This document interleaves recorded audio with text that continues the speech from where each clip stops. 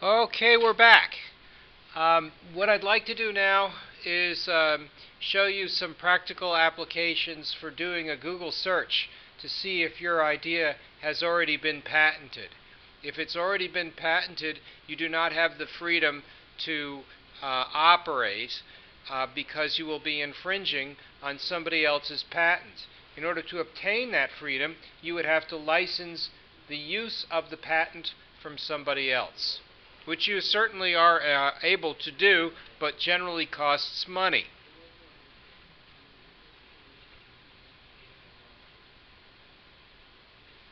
So here's my favorite free tool for searching for patents. It's called the Google Patent Search Facility. If you go to Google and type in Google Patents Advanced, it comes right up at the top. And this gives you an advanced interface to search the patents. Remember what I said, authorship is different from inventorship. If you author a patent, it cannot be copyrighted. Isn't that interesting? That means that all patents are freely redistributable by anybody. So you can create your own patent depository electronically, and that is what Google has done. So not only are they not copyrighted, but they freely encourage you to duplicate them. So if you want to find some kind of a patent, let's say you know somebody, and let's say their name is Douglas Lyon. Right? So see if there's any patents here. And sure enough, here's one. And it's got my name on it. And it's what's called a Canadian patent, CA. And so this is the one that was filed in Canada, and it was granted. And it's for some wacky, crazy, kooky invention that somebody came up with, and it's got a whole pile of text in here, but I don't see any pictures. On the other hand, it should be possible to get the pictures. How you would get that, I do not know. There should be like a PDF in here somewheres. Don't they show you the PDF? I got the claims, I got the description. What the PDF? Do they have PDF? Usually they have that.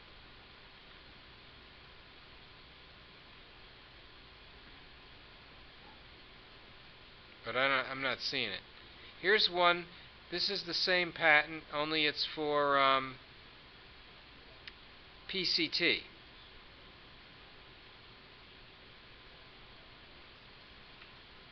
And you can get it in French as well. Why you would want that, I don't know. Oh yeah, here it is in French. You gotta file it in French. And I'm still looking for the place you click on it so you can see the pictures. Why am I not seeing any pictures? Oh, there are a few equations. They left those in. Here's some more equations. Now you know you can't patent equations, but the equations serve to model everything. How's that one? That's a nice big one. Where are the figures? They keep figures in here?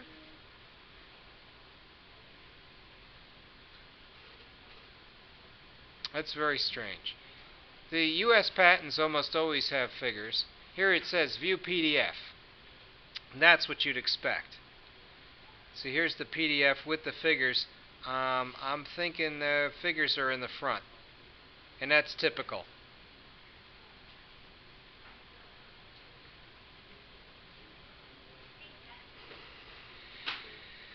So let's see what we have.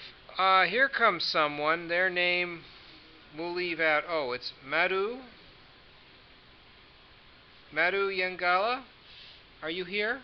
Yes, sir. Are you doing the RFID-based library automation system? That's you, right? So it says here you want to do a library management system that can keep records of lending, borrowing, and shelving and the status of books during the day, what would the claim be for your system? What's the invention? It says here you're using RFID to do inventory management in a library. Is it patentable? Well, let's look it up. RFID for inventory management. You think anybody's used RFID for inventory management before? Yeah, sure, you betcha. Here it is. This one's used for dispensing drugs. Oh, and restocking inventory. RFID. Here's an inventory management system using RFID. It was filed in 2004. It was allowed in 2005. Are you infringing on this patent? Well, let's see. It's an inventory management system that has an RFID tag. It's used to monitor storage of food items and toilet bowl cleaners. That's not you, right? You're doing the library. So what you want to do is you want to look at the claims to see if you have the freedom to operate. So they claim a management system, and the first claim is always known as what's known as the independent claim. Other claims which make reference to the independent claim that may follow the independent claim, these are called dependent claims.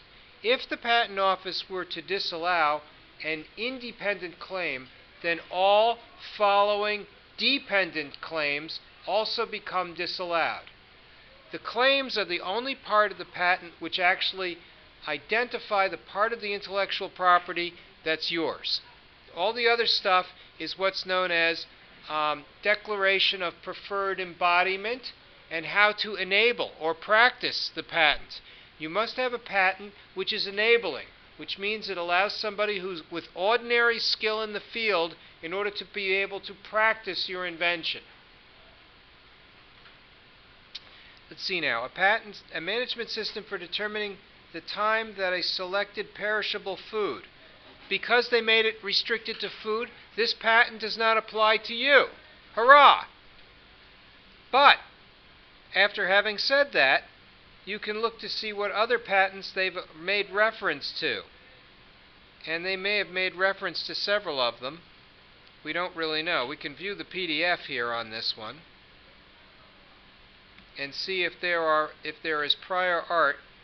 Prior art is art which has already been published or art which has already been patented. Then, if it's already been published and the patent's in the public domain, the prior art may be in the public domain, which means you have the freedom to operate.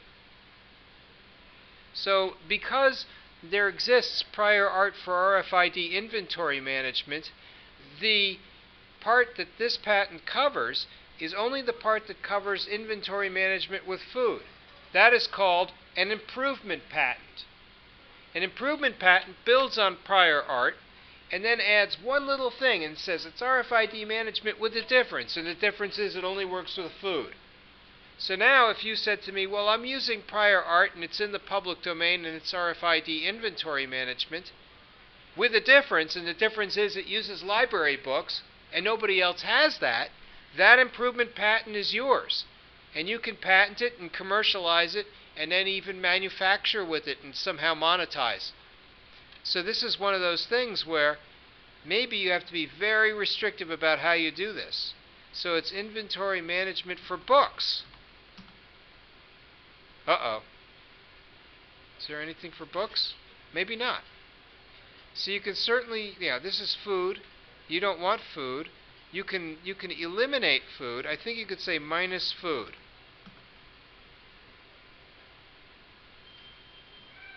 And here it is. It's got books. This has books in it. But I'm not sure if that's just for food or if it's got books or what. Intelligent book positioning system based on ultra-high frequency. Now, the ultra-high frequency part could be the part they're trying to identify. A new kind of RFID tag. One that can penetrate metal bookshelves, for example. Here's one, all-in-one RFID system for sale and inventory management.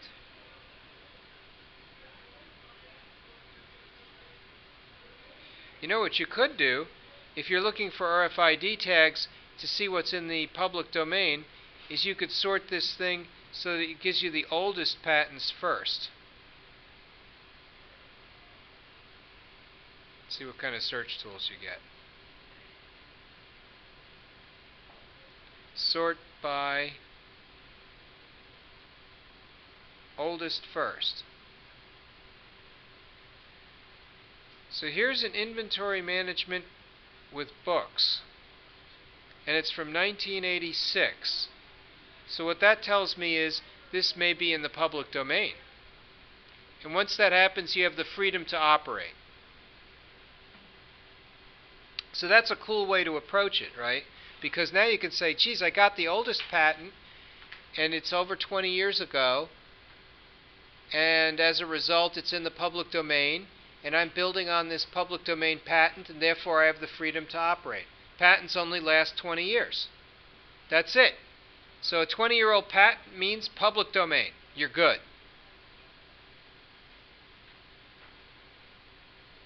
Does that mean you have no sustainable competitive advantage? No, because you can still have the secret source of all that software that you have to develop in order to make it into a practical thing. There's a big difference between having an idea and having a practical, sellable thing. So, in effect, you could still have a commercializable idea. So that's key and very interesting, I think.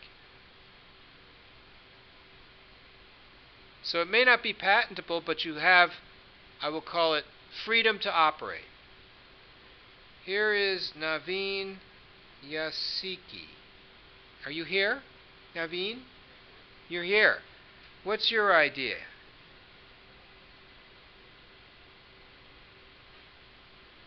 Oh, I got to go to the next one.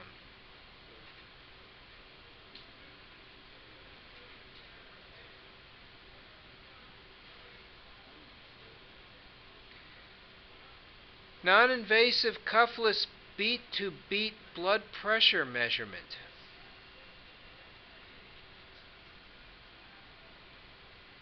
What does this do? What does it do that is different from what's been done?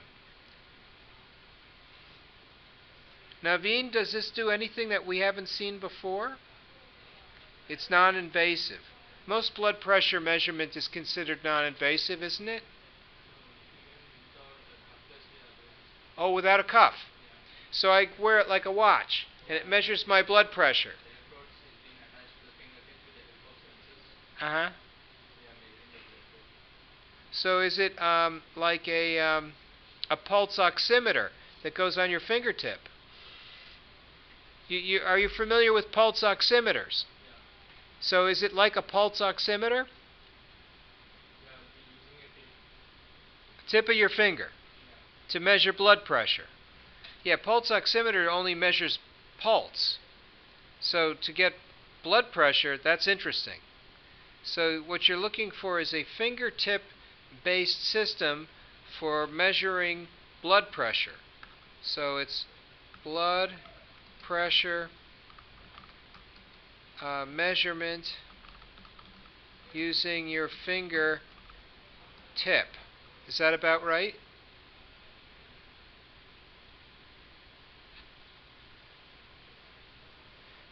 Huh. So let's do well,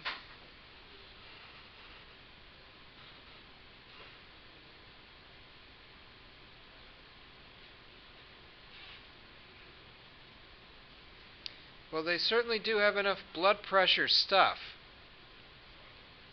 It's a wearable photoplethysmograph sensor, whatever that is. I don't know what that is. It says here it does blood pressure measurement. You may have something that's different from this, but I don't quite know what it is. So I'd have to read up on this stuff. and try and understand a little bit better about your idea. I'm no expert at it. It says here it's using a cuff, and you're not, right? So that makes it different. So what we need is a fingertip. I wonder if I can put it in quotes and make it a requirement.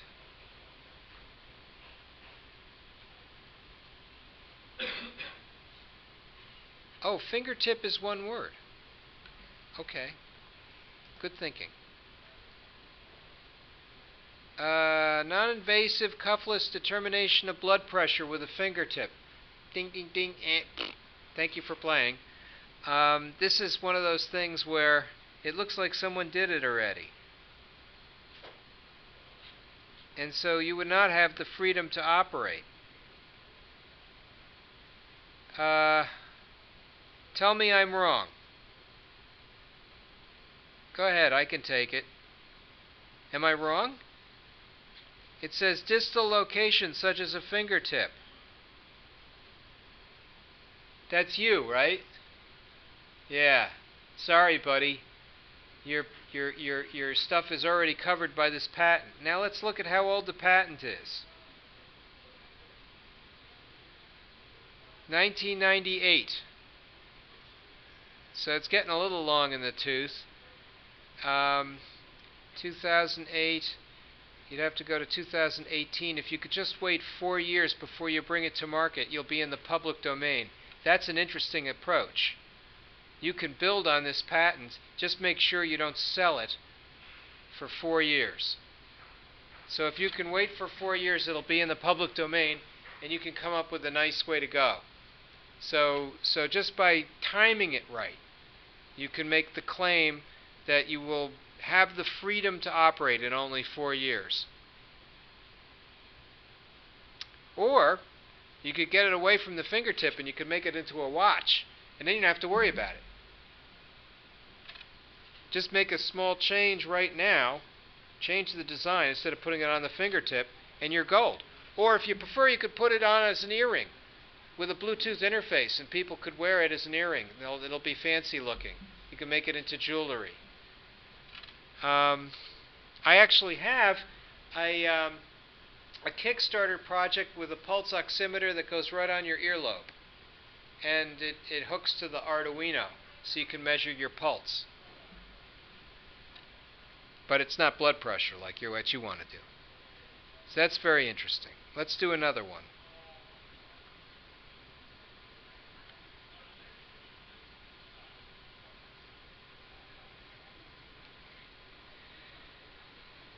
Denoising. Oh no. Denosing. Yeah, we shouldn't be denosing. That sounds very painful. How can you breathe without a nose? So let's see. QRS detection of EKG signals using empirical mode decomposition. This sounds too good to be true. Did somebody already do this? This sounds like a copy from the web. You guys didn't copy this from the web, did you?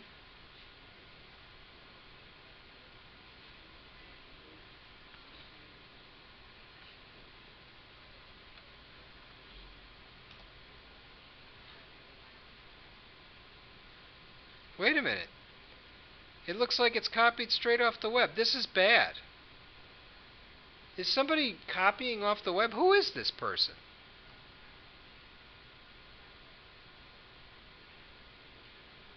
Gopi Nagapuri. Is that you? Where did you get this idea? Gopi, is this your idea? It is?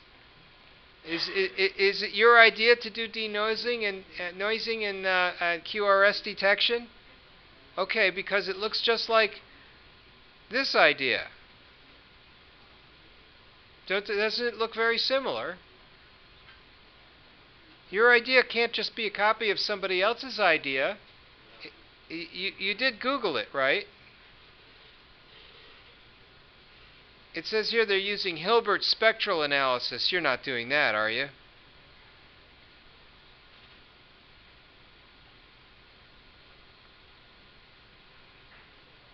Well, I have a feeling that if there is something in all of this that's different from what's been done, you'll tell me. What is in this that's different than what's been done in the past? Is it something unique that you've offered? I'm not hearing a yes. Nothing unique? Well, has this all been done before? Help me out. It says here you're using continuous wavelet transforms.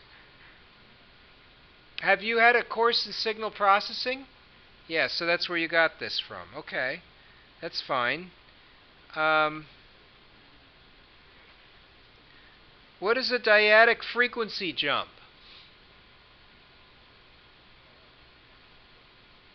Your words, right?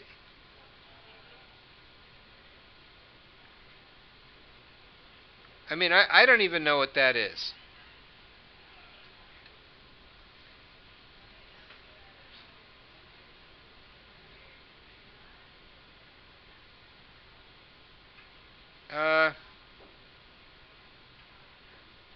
What is a dyadic frequency jump?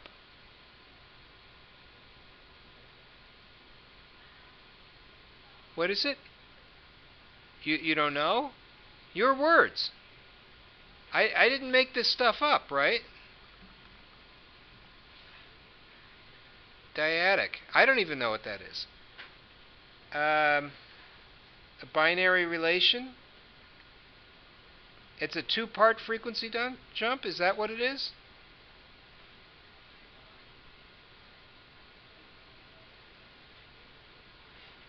Well, here's a good guide for you guys. Don't use words if you don't know what they mean. Because I'll be asking you, and if you don't know, that's not good. Because these words are supposed to be your words. Your words. You wrote this. I didn't write this. So you better know what these things mean if you're going to write them. Let's skip this one. Jeff Randolph, are you here? Let's skip you. Sumit Erukula. You're here. Okay, great. Let's do you. Density-based traffic control. Okay, I think I remember this one.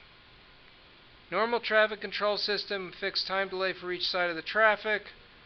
Overcome the problem, we design a system by which the traffic is controlled. How do you control the traffic? What do you look for? How do you know the density? Ah, yes, that's right. IR sensors. So you're looking for IR sensor-based traffic control system, I think. So maybe we can do a search on that one. Sensor-based infrared traffic control system. That's air traffic.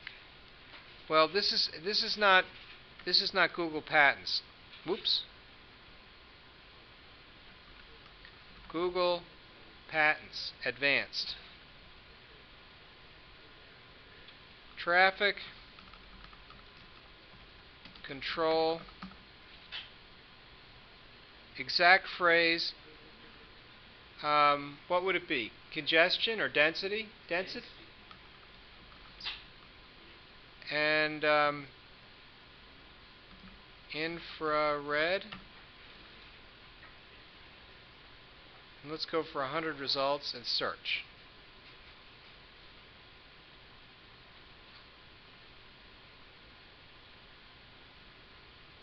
This is old. Certainly in the public domain. It looks like it was badly OCR'd. In a case like that, you may want to view the PDF. Actually, it's very good if it has pictures, because then you can sort of see the idea.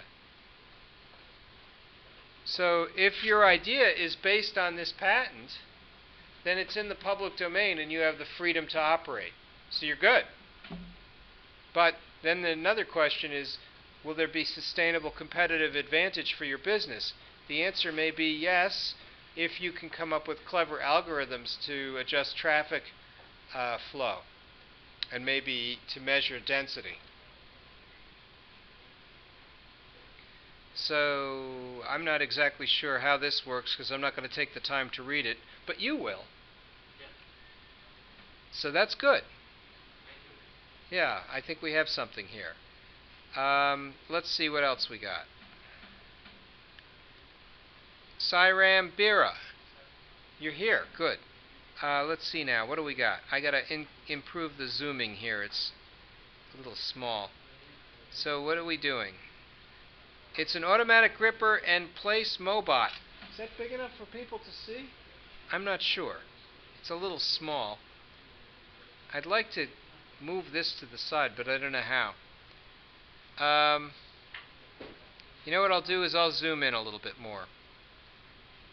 And then I'll just scroll left and right or something.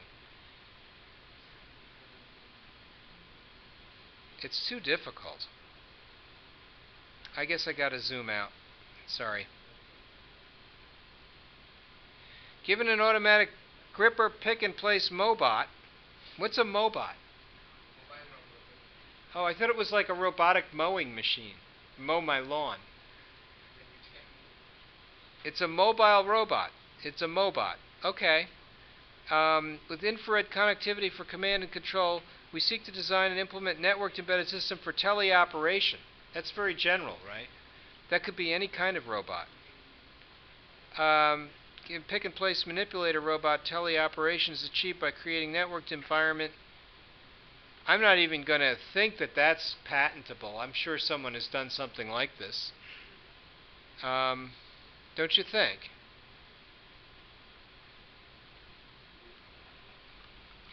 Teleoperated robotic system. Yeah, I had a feeling. What can we use to restrict this? What will you be doing that's different? Perhaps it's based on the internet or networked.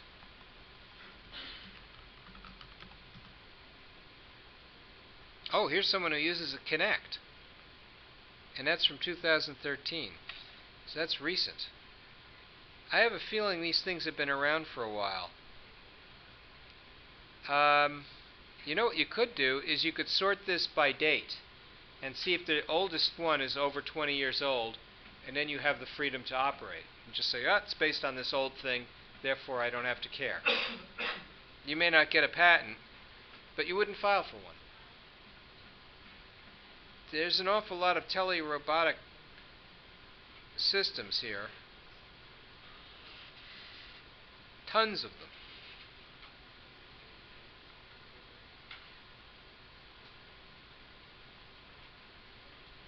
Sort by oldest. Well, this is from 1955. Old. Probably before the network, right?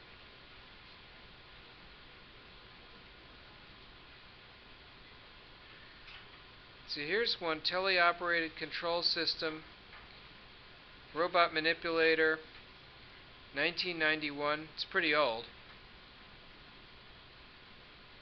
And it looks like it's in the public domain at this point.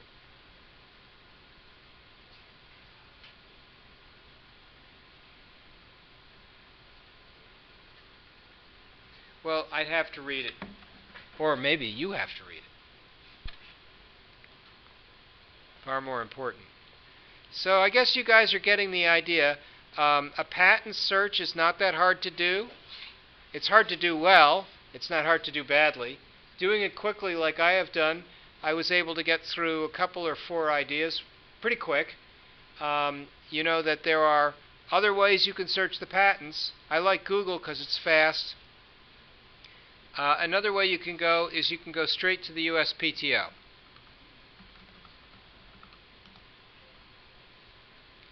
And here are the patents. You can do a trademark search as well. Trademark search is very useful if you decide you want your own web page. If you're like me and you want a web page, you want to make sure the domain is something you can trademark, because there are squatter rules, electronic squatter rules, that prevent you from glomming onto a domain that somebody else already controls the trademark on. The other trick, this is a good one, you can search on live or dead trademarks and just pick out the dead ones. If they're dead, they're up for grabs, and then you can glom onto them. And you can find some really good dead trademarks because people just didn't renew them or they're out of business, and you could just glom onto them and practice under those. That's very tricky. That's sneaky. I like it. Nice and sneaky. So here's a way to do a full text search within the patent system, and this is the simple search. It's not the advanced search. If you go to the advanced search and get good with the tool, you can do all kinds of interesting searches. So let's go to the next person, and this time we'll use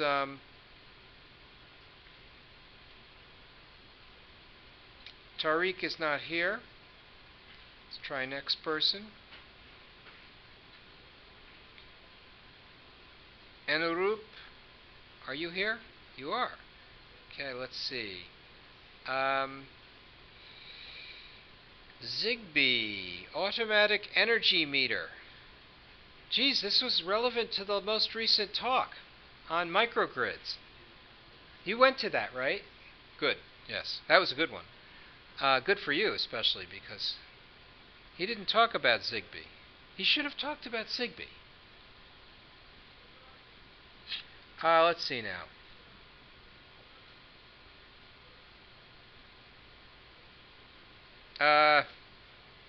It says here, nowadays electricity department employees will visit each residence to record the meter reading manually, and the monthly bill is sent by post.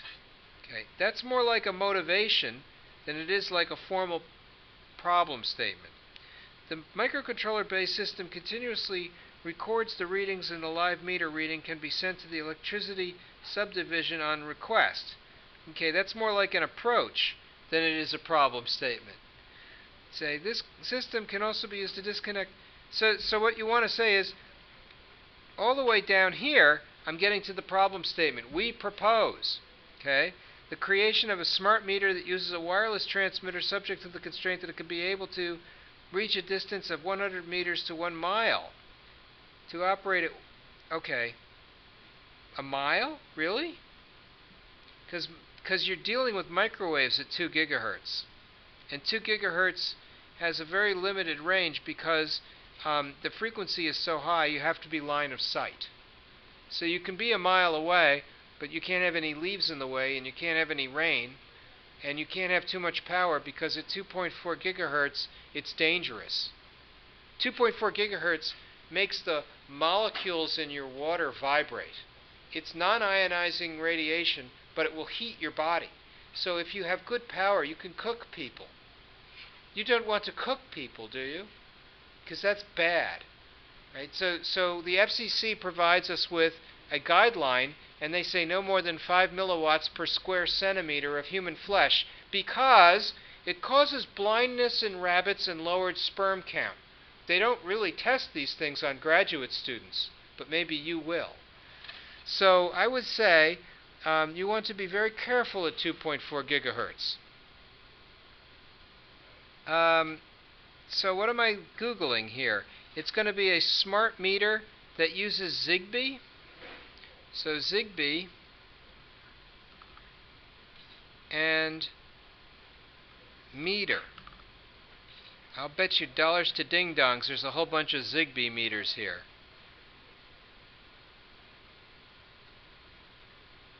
Oh, only 1,000. That's a bunch. How can we narrow this down? Power and power.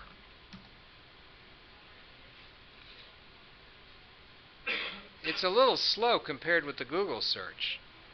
So now it's down to only 951 hits. Holy moly. This is a big deal. What else can I use? What is it called?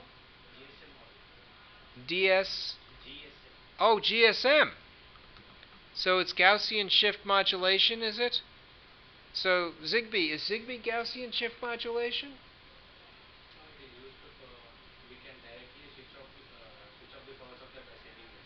Ah, okay. Oh, maybe I needed to put the "and" in there. It's a little bit picky here with the patent office. So I hit GSM and he says he's waiting. And now we're down to only 279 patents for you to read. Can we do something else to narrow this down? How about, I don't know. Maybe we need to scan the list here. Hard to tell. I would like to be able to go to Advanced and do the same search, only sort things by date. And now I need to use their query language, which is GSM and Zigbee and GSM and Zigbee and power and meter and what else? That's it. This will go back to 1976. There's your 279 patents. Can I sort this by... doesn't look like I can sort by date. Google lets you do that.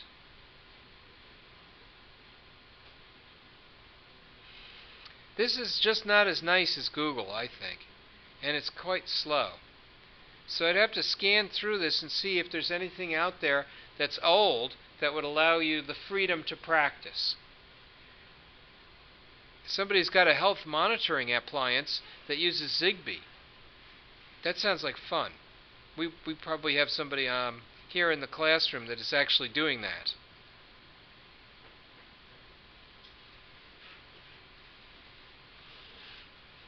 Alright, I'm giving up. I'll let you do that search.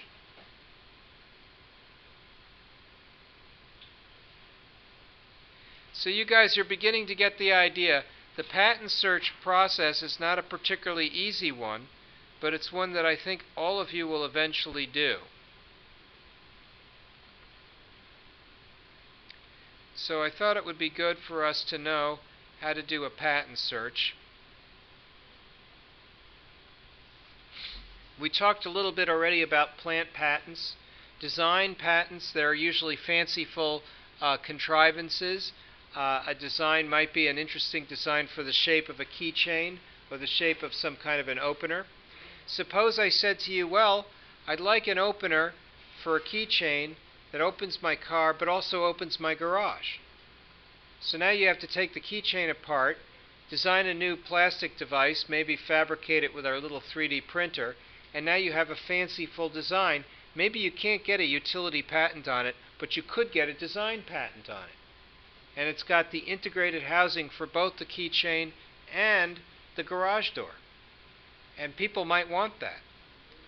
So that's one of those things you'd put a design patent out for, and maybe you do another design patent for different kinds of cars, and maybe different numbers of garage doors, because people with 3 garage doors might want 3 buttons or something like that. So I have these ideas for doing this design. I could probably realize the design pretty quickly, so I'd want to be careful that when I file the design, it's the one I want to manufacture.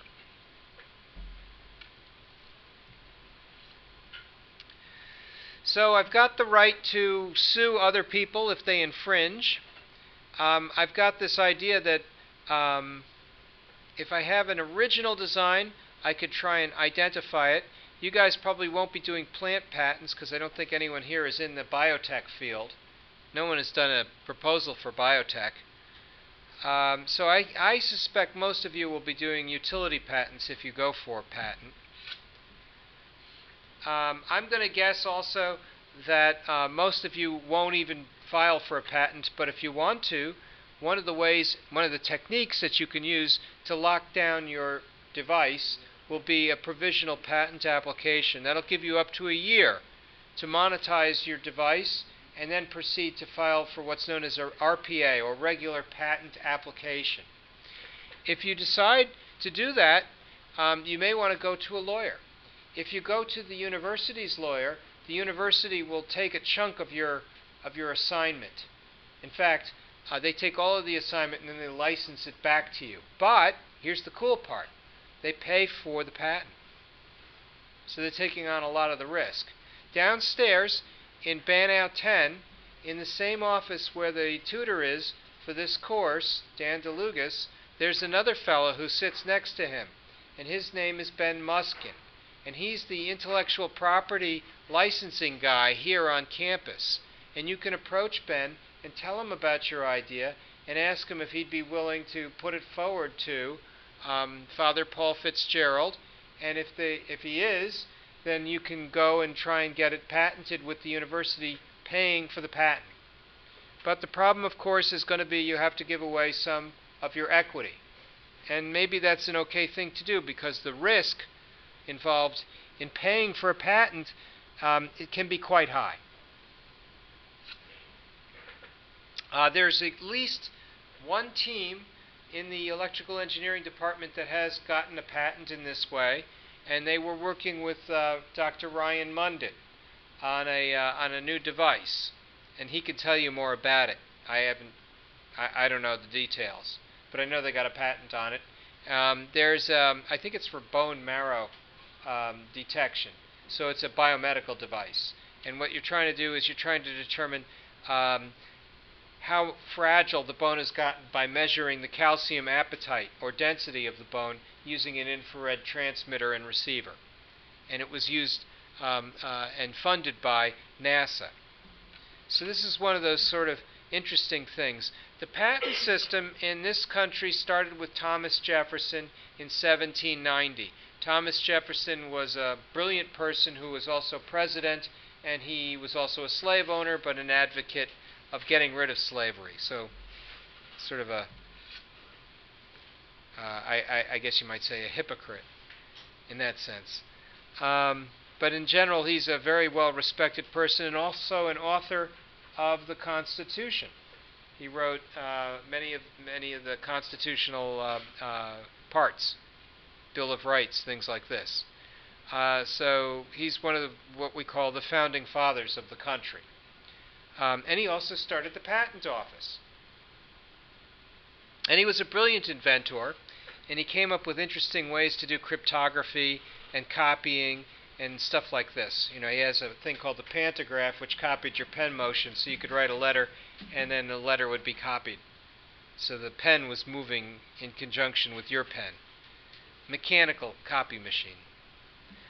So this is kind of interesting. If you go to the USPTO database, they only go back to 1976. I think Google goes back further. With the USPTO database, they don't OCR anything prior to 1976, which is kind of weird. You'd think they should do that. But they're the government. They do what they want.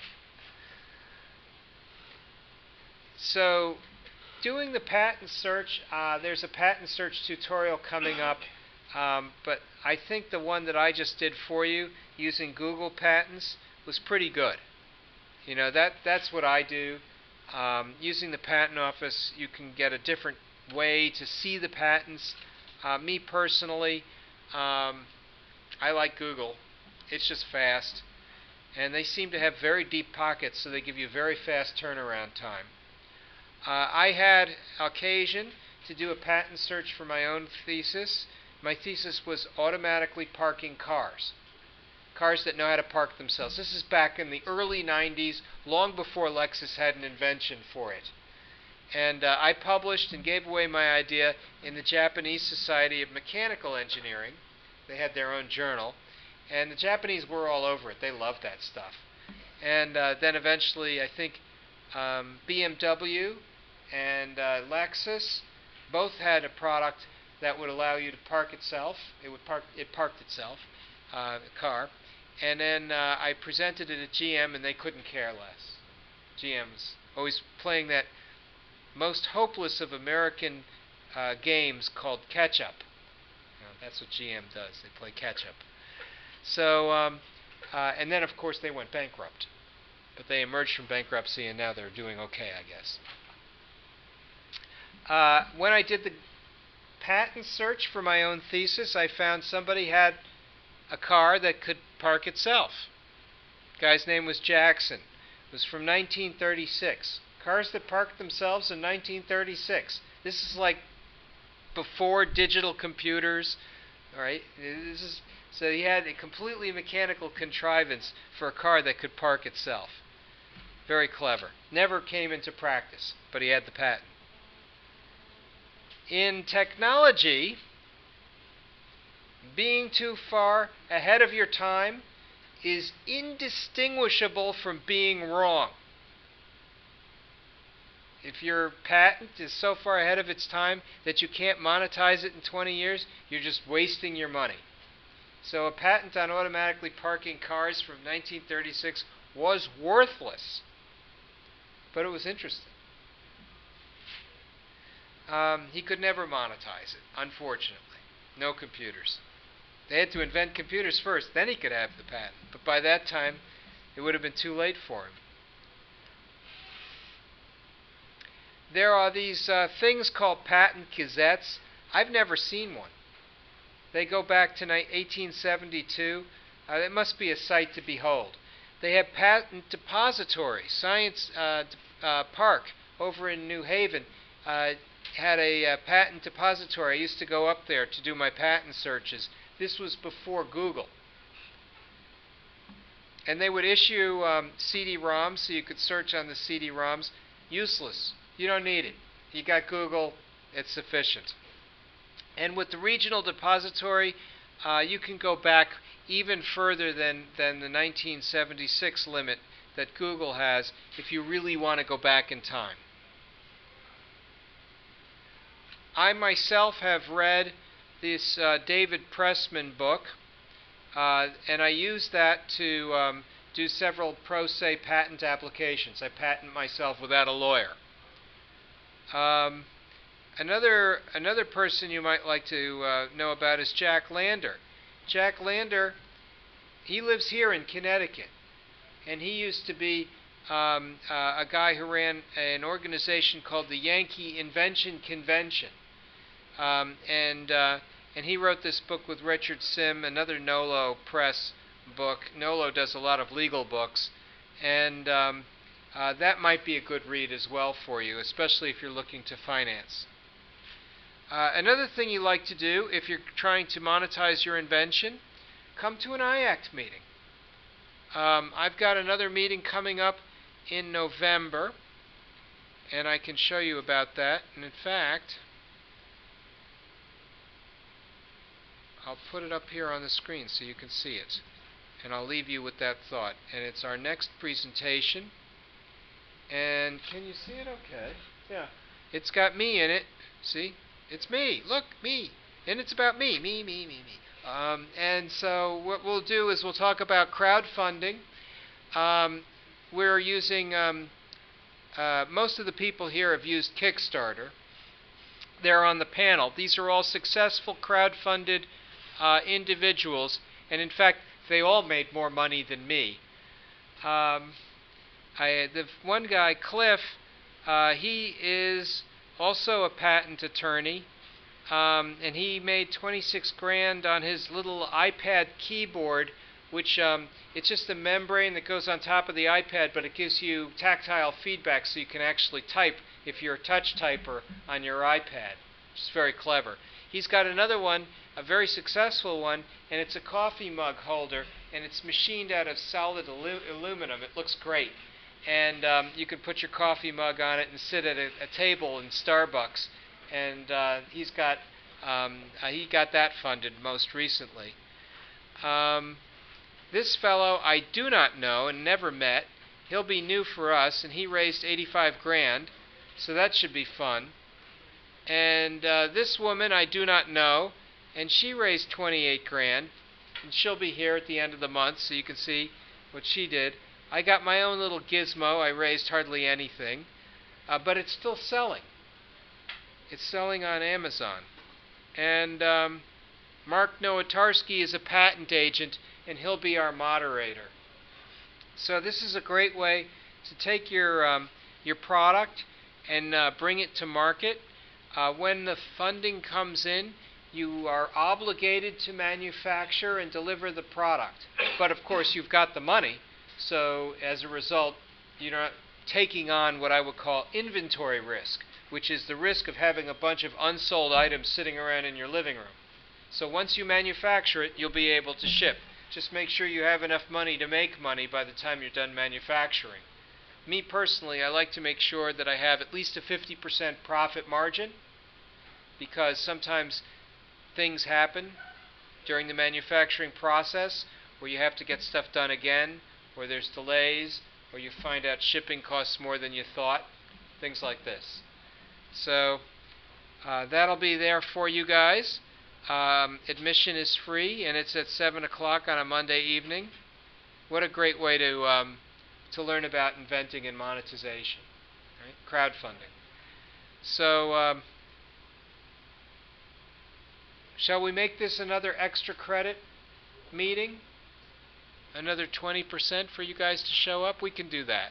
But we've got one coming up this Thursday, and it's John Williams, and I sent you guys the email about it, so you should have gotten that. Everybody got that, right? It went out today, I think, or yesterday. I don't remember. Anyways, I've got it posted outside on the bulletin board if you want to see it again. It's just a description of what he's going to be talking about. It's nanotechnology. It's part of your professional development, and I encourage you to attend. The dean mentioned some of you are coming in the last minute and just signing in the sheet. And he says, you're gaming the system. So we can't do that anymore. You guys have to come at the beginning. There'll be a sign-up sheet. I'll sit in the back this time. So I will be seeing you come in. So this idea that you come in, you know when it starts at 2.